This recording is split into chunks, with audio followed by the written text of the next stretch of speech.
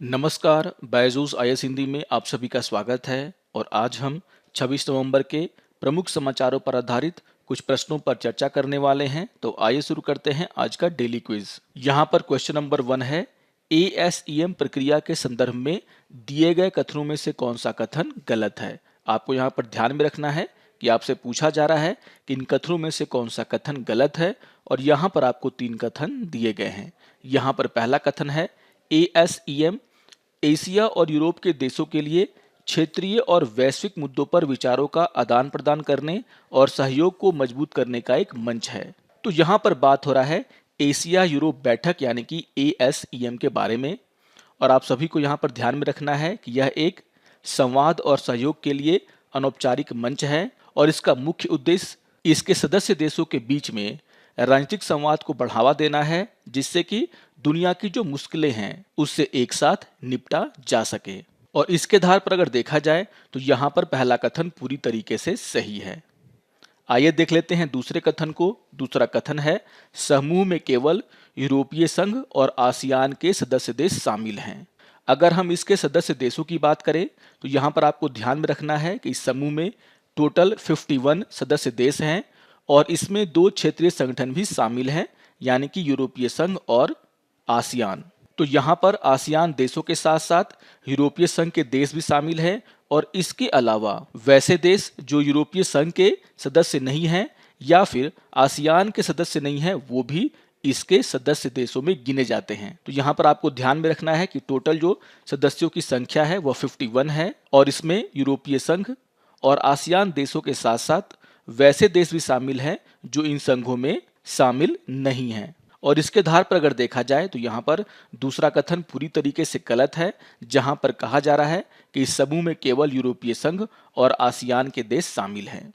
आइए देख लेते हैं तीसरे कथन को। तीसरा कथन है, नवीनतम शिखर सम्मेलन ने एएसईएम प्रक्रिया की 25वीं वर्षगांठ को चिन्हित किया है और इसकी अध्यक्षता भारत ने की है। आपको यहाँ पर ध्यान में रखना है कि 25 से 26 नवंबर तक एएसईएम शिखर सम्मेलन होने वाला है और यह जो है इसका 13वां भाग होगा। और यहाँ पर आपको ये भी ध्यान में रखना है कि यह जो शिखर सम्मेलन होने वाला है उसमें एएसईएम की 25वीं वर्षगांठ को भी मनाया जाएगा। लेकिन यहाँ पर जो बात कही जा रही है कि भारत के द्वारा इसका अध्यक्षता किया जा रहा है, ये बात गलत है। शिखर सम्मेलन की मेजबानी कंबोडिया के द्वारा की गई है, जो कि वर्तमान में इसका अध्यक्ष है। और इसके आधार पर अगर देखा जाए तो यहाँ पर तीसरा कथन भी गलत हो जाता है, यानी कि क्वेश्चन नंबर 1 का आंसर होगा ऑप्शन नंबर सी, क्योंकि यहाँ पर आपसे पूछा जा रहा था कि कौन से कथन गलत हैं और दूसरा और तीसरा कथन गलत है।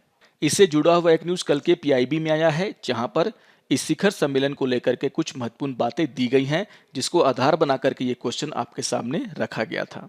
आइए अब क्वेश्चन नंबर 2 पर चर्चा कर लेते हैं। क्वेश्चन नंबर 2 है, आईएनएस वेला के संदर्भ में निम्नलिखित कथनों पर विचार कीजिए। और यहाँ पर आपको 3 कथन दिए गए हैं और आपसे पूछा जा रहा है कि दिए गए कथनों में से कौन सा कथन गलत है। यहाँ पर पहला कथन है, यह प्रोजेक्ट 75 के तहत भारतीय नौसेना की 6 पनडुब्बियों में से पहला पनडुब्बी है। अगर हम आईएनएस वेला की बात करें तो इससे जुड़ा हुआ एक न्यूज कल के पीआईबी में आया है, जहां पर इसके बारे में सारी चर्चाएं की गई हैं। यहां पर आपको ध्यान में रखना है कि आईएनएस वेला प्रोजेक्ट 75 के तहत बनाई जाने वाली 6 पनडुब्बियों की श्रृंखला में से चौथी पनडुब्बी है। और इसके आधार पर अगर देखा जाए तो यहाँ पर जो पहला कथन है वह पूरी तरीके से गलत है, जिसमें यह कहा जा रहा है कि यह प्रोजेक्ट 75 के तहत बनाई जाने वाली 6 पनडुब्बियों में से पहली पनडुब्बी है। तो यहाँ पर आपको ध्यान में रखना है कि यह 6 पनडुब्बियों में से चौथी पनडुब्बी है, जिसे कि प्रोजेक्ट 75 के तहत बनाया जा रहा है। आइए देख लेते हैं दूसरे कथन को। दूसरा कथन है, यह एक स्टील्थ स्कॉर्पियन श्रेणी की पनडुब्बी है। तो यह कथन पूरी तरीके से सही है, क्योंकि आपको ध्यान में रखना है कि प्रोजेक्ट 75 के तहत जो 6 पनडुब्बियां बनाई जा रही हैं वह स्कॉर्पियन श्रेणी की पनडुब्बियां हैं, जिन्हें कि हम फ्रांस के साथ मिलकर के बना रहे हैं। यानी कि यहाँ पर जो दूसरा कथन है वह पूरी तरीके से सही है। आइए देख लेते हैं तीसरे कथन को। तीसरा कथन है, यह कलवरी श्रेणी की डीजल इलेक्ट्रिक आक्रमणकारी पनडुब्बी है। तो यहाँ पर जो तीसरा कथन है वो भी इस पनडुब्बी के बारे में बिल्कुल सही है, यह एक डीजल इलेक्ट्रिक आक्रमणकारी पनडुब्बी है, यानी कि यहाँ पर तीसरा कथन भी बिल्कुल सही है। और इसके आधार पर अगर देखा जाए तो क्वेश्चन नंबर 2 का आंसर होगा आपका ऑप्शन नंबर बी, यानी कि यहाँ पर सिर्फ पहला कथन ही गलत है। तो ध्यान रखिएगा, क्वेश्चन नंबर 2 का आंसर है आपका ऑप्शन नंबर बी, यानी कि पहला कथन ही गलत है। और इससे जुड़ा हुआ जो न्यूज है वो कल के पीआईबी में आया है, जहां पर इसके बारे में पूरी चर्चा की गई है। आइए अब क्वेश्चन नंबर 3 पर चर्चा कर लेते हैं। क्वेश्चन नंबर 3 है, अश्वगंधा यानी कि विथानिया सोमरीफरल को प्रायः समाचारों में देखा जाता है क्योंकि, और यहाँ पर आपको 4 ऑप्शन दिए गए हैं। तो यहाँ पे चर्चा हो रहा है अश्वगंधा का, जिसका साइंटिफिक नेम विथानिया सोमरीफरल है। और आप सभी जानते हैं कि अश्वगंधा पारंपरिक भारतीय चिकित्सा में व्यापक रूप से इस्तेमाल की जाने वाली जड़ी बूटी है। और इसके आधार पर अगर देखा जाए तो यहाँ पर क्वेश्चन नंबर 3 का आंसर होगा ऑप्शन नंबर ए, क्योंकि यहाँ पर जो बाकी ऑप्शन है वह अश्वगंधा से जुड़े हुए नहीं है।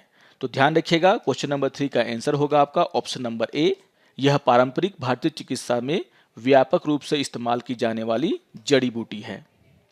इससे जुड़ा हुआ एक बहुत ही इंपॉर्टेंट न्यूज कल के पीआईबी में आया है, जहां पर यह कहा गया है कि आयुष मंत्रालय ने एएसयू दवाओं में अश्वगंधा के पत्तों का इस्तेमाल न करने के परामर्श की समीक्षा के लिए एक विशेषज्ञ समूह का गठन किया है। और इसके रिपोर्ट के बाद ही अश्वगंधा का उपयोग एएसयू यानी कि आयुर्वेद, सिद्ध और यूनानी दवाओं में किया जाएगा।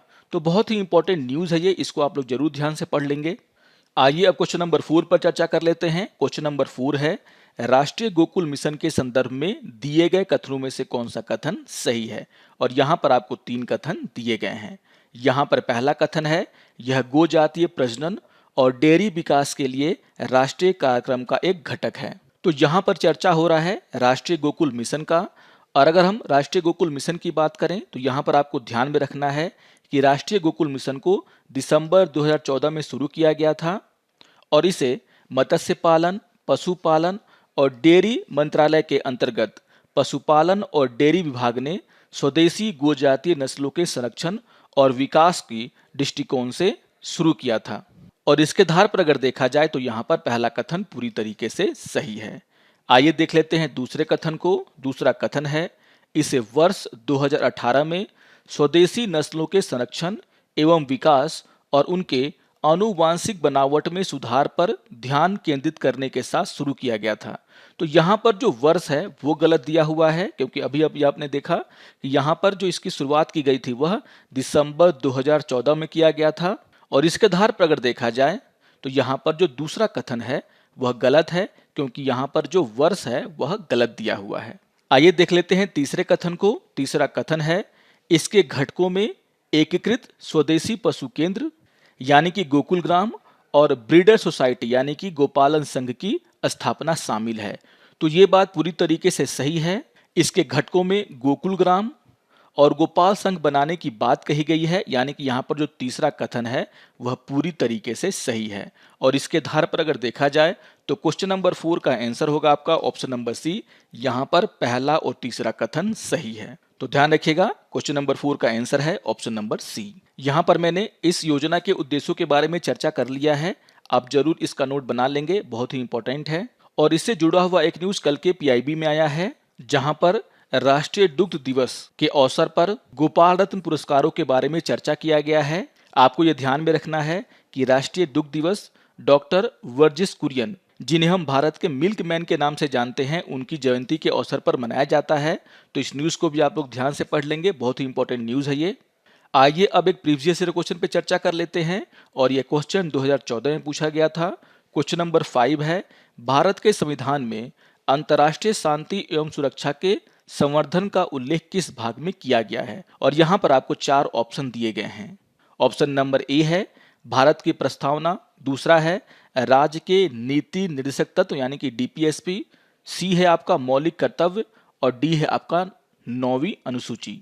अगर हम आर्टिकल 51 की बात करें तो आर्टिकल 51 डीपीएसपी का भाग है, जहां पर अंतर्राष्ट्रीय शांति एवं सुरक्षा की अभिवृद्धि की कल्पना की गई है। यहां पर कहा गया है कि राज्य अंतर्राष्ट्रीय शांति और सुरक्षा की अभिवृद्धि का, राष्ट्रों के बीच न्याय संगत और सम्मानपूर्ण संबंधों को बनाए रखने का, एक दूसरे से व्यवहारों में अंतर्राष्ट्रीय विधि और संधि बाध्यताओं के प्रति आदर बढ़ाने का और अंतर्राष्ट्रीय वादों को मध्यस्थता द्वारा निपटारे के लिए प्रोत्साहन करने का प्रयास करेगा।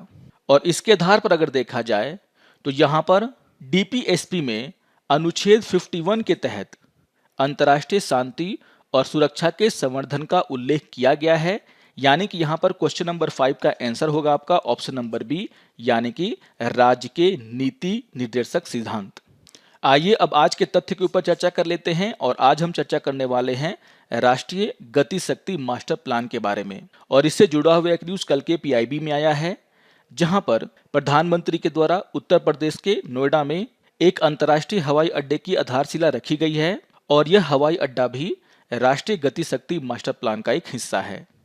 अगर हम राष्ट्रीय गति शक्ति मास्टर प्लान की बात करें तो यहाँ पर आपको ध्यान में रखना है कि इसके तहत जो है भारत में क्या क्या डेवलप किया जाएगा। और इस फिगर के माध्यम से आप जान सकते हैं कि आखिर इस योजना में केंद्र सरकार के द्वारा किस तरीके से इंफ्रास्ट्रक्चर को बनाने के ऊपर जोर दिया जा रहा है। यहाँ पर कहा गया है कि इस योजना के तहत 220 नए एयरपोर्ट, हेलीपोर्ट और वाटर एयरड्रोम्स बनाए जाएंगे। रेलवे की कार्गो हैंडलिंग कैपेसिटी को 1210 मिलियन टन से बढ़ा करके 1600 मिलियन टन करना इस योजना का उद्देश्य है। इस योजना के तहत पूरे देश में 17,000 किलोमीटर का गैस पाइपलाइन बिछाने की योजना है। इलेक्ट्रिक ट्रांसमिशन नेटवर्क को बढ़ा करके 4.54 लाख किलोमीटर करने की योजना है। नेशनल हाईवे का नेटवर्क बढ़ा करके 2 लाख किलोमीटर करने की योजना है। इसी तरीके से हर गांव में 4G की कनेक्टिविटी, 11 से ज़्यादा इंडस्ट्रियल कॉरिडोर, इसके साथ साथ उत्तर प्रदेश और तमिलनाडु में 2 डिफेंस कॉरिडोर बनाने की योजना है। तो इस योजना के तहत भारत में जो इंफ्रास्ट्रक्चर है उसको बूस्ट देने की बात कही गई है, जो कि हमारे विकास के लिए काफ़ी जरूरी है। तो इससे जुड़े हुए जो भी तथ्य हैं उसको आप लोग जरूर ध्यान से पढ़ लेंगे। आशा करता हूं कि आपको आज का ये डेली क्विज पसंद आया होगा। सारे क्वेश्चंस बहुत ही इंपॉर्टेंट न्यूज़ से जुड़े हुए हैं। आप उन न्यूज़ और क्वेश्चन को एक बार फिर से रिवाइज कर लेंगे। और अगर आपको ये वीडियो अच्छा लगे तो आप जरूर इसे लाइक करें, शेयर करें और दूसरों को भी सब्सक्राइब करने के लिए प्रेरित करें। तो मिलते हैं डेली क्विज के अगले अंक में, तब तक के लिए नमस्कार और धन्यवाद।